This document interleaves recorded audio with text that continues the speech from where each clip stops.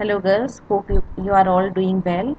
आज भी हम पेलिमॉन पढ़ेंगे जो कि सेकंड पेपर में फोर्थ यूनिट में से है। और पेलिमॉन का एक्सक्रीटरी सिस्टम यानी उत्सर्जन तंत्र आज हम पढ़ेंगे। उत्सर्जन की जो डेफिनेशन है वो इस तरह से है, जो भी बॉडी में एक्सक्रीटरी वेस्ट उत्सर्जी पदार्थ जो बनते हैं उनका एक्सक्रीशन ज़रूरी होता है, बॉडी में से बाहर उनको निकालना ज़रूरी होता है।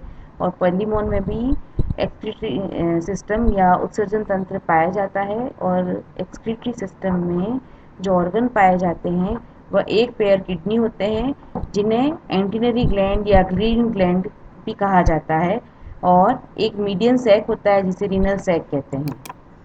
एंटीनरी ग्लैंड प्रेजेंट होती है एंटीना की कॉक्सी पर, और प्रत्येक ग्लैंड छोटी और वाइट होती है कलर में, और 3 पार्ट शो करती है ये ग्लैंड: एंड सैक, लेबिरिंथ और ब्लैडर। एंड सैक छोटा होता है और इसका यह सेंट्रल पार्ट होता है एंटीनरी ग्लैंड का। इसकी वॉल फोल्डेड होती है अंदर की तरफ, और इसमें एपिथेलियम और कनेक्टिव टिश्यू होते हैं। और जो कैविटी होती है एंड सैक की, उसमें एक लार्ज लेक्यूना होता है और ये ओपन होता है लेबिरिंथ में एक पोर के द्वारा। लेबिरिंथ एंड सैक से बड़ा होता है। यह एक मास है ब्रांच एक्सक्रीटरी ट्यूब्यूल्स का, यानी शाखित जो एक्सक्रीटरी ट्यूब्यूल्स हैं उनका एक मास है ये। और यह आपस में कनेक्टिव टिश्यू के द्वारा जुड़े हुए रहते हैं। और लेबिरिंथ ओपन होता है ब्लैडर में और कुछ ओपनिंग्स के द्वारा। और जो वॉल होती है प्रत्येक एक्सक्रीटरी ट्यूब्यूल की, वह एक्सक्रीटरी एपिथेलियम के द्वारा बनी हुई होती है। ब्लैडर प्लेस्ड होता है inner side of the end sac, यानी एंड सैक के अंदर की तरफ पाया जाता है ये। और ये ओपन होता है रीनल सैक में बाय द लेटरल डक्ट, और यह देता है एक्सक्रीटरी डक्ट या यूरेटर इनर साइड की तरफ से। और यह खुलता है बाहर की तरफ एक्सक्रीटरी या renal aperture on the inner side of the coxa of the respective antenna, यानी एंटीना में जो कॉक्सा पाया जाता है उसके इनर साइड की तरफ रीनल अपर्चर के द्वारा यह खुलता है। रीनल सैक जो है वह एक मीडियम लार्ज सैक प्रेजेंट होता है डॉर्सल शील्ड की नीचे की तरफ, और ये कवर करता है पूरे ही कार्डियक स्टमक को। जब डाइजेस्टिव सिस्टम हमने पढ़ा था तब हमने देखा था कि कार्डियक स्टमक पाया जाता है पेलिमॉन में।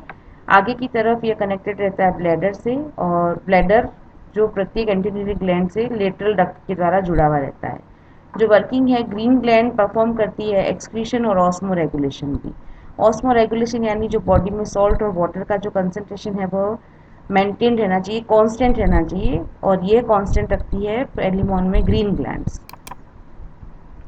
एक्सक्रीशन ग्रीन ग्लैंड्स के द्वारा परफॉर्म होता है। ये सप्लाइड होती है, ब्लड की सप्लाई होती है इसमें, और ये जो सप्लाई होती है वो डिफरेंट एंटीनरी आर्टरीज के द्वारा होती है। और जब वाटर का अल्ट्रा फिल्ट्रेशन होता है तो जो उसमें डिजॉल्व सब्सटेंसेज होते हैं वह पास हो जाते हैं एंड सैक्स में, और जो फिल्ट्रेट होता है वो लेबिरिंथ में चला जाता है। और फिर यहाँ पर सेलेक्टिव रीएब्जॉर्प्शन होता है, यानी चयनात्मक अवशोषण फिर से होता है, जिसमें यूजफुल जो प्रोडक्ट्स होते हैं वह रिटर्न हो जाते हैं ब्लड में और लेबिरिंथ में चले जाते हैं।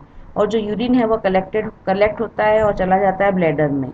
और जो एक्सक्रीटरी फ्लूइड है वह भी आता है यहाँ पर रीनल सैक के द्वारा, और यूरिन पास आउट होता है यूरेटर और रीनल अपर्चर के द्वारा।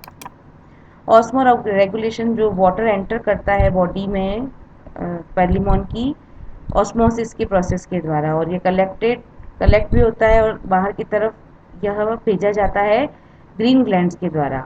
और प्रॉन बहुत ही ह्यूज क्वांटिटी में, यानी बहुत ही बड़ी मात्रा में वाटर को बाहर निकालता है यूरिन के रूप में, और मेंटेन रखता है ऑस्मो रेगुलेशन के प्रोसेस को।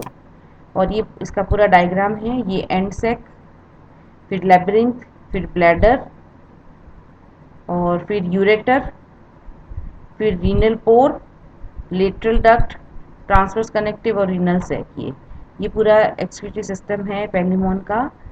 बहुत ही छोटा टॉपिक है, कभी शॉर्ट नोट में आपके ये आ सकता है। और टेस्ट में आप लोगों ने सबने बहुत ही अच्छी परफॉर्मेंस दी है। आप लोग अगर इस तरह से पढ़ते रहोगे तो बहुत अच्छे मार्क्स लेके आओगे एग्ज़ाम में, और बहुत अच्छी तरह से आप लोगों ने परफॉर्म किए हैं क्वेश्चंस। आगे भी मैं टेस्ट दूंगी आपको, कुछ बड़े क्वेश्चंस भी दूंगी इस बार, जिसमें आपको लिखकर पीडीएफ बना के फिर भेजना होगा। प्रोसेस में बताऊंगी आपको, फिर भी अगर कुछ समझ में नहीं आएगा तो मैं आपकी पूरी हेल्प करूंगी इसमें कि किस तरह से आपको जो पीडीएफ है बड़े क्वेश्चन के आंसर की वह अपलोड करनी है। अपना ध्यान रखिए और घर में ही रहिए। Thank you.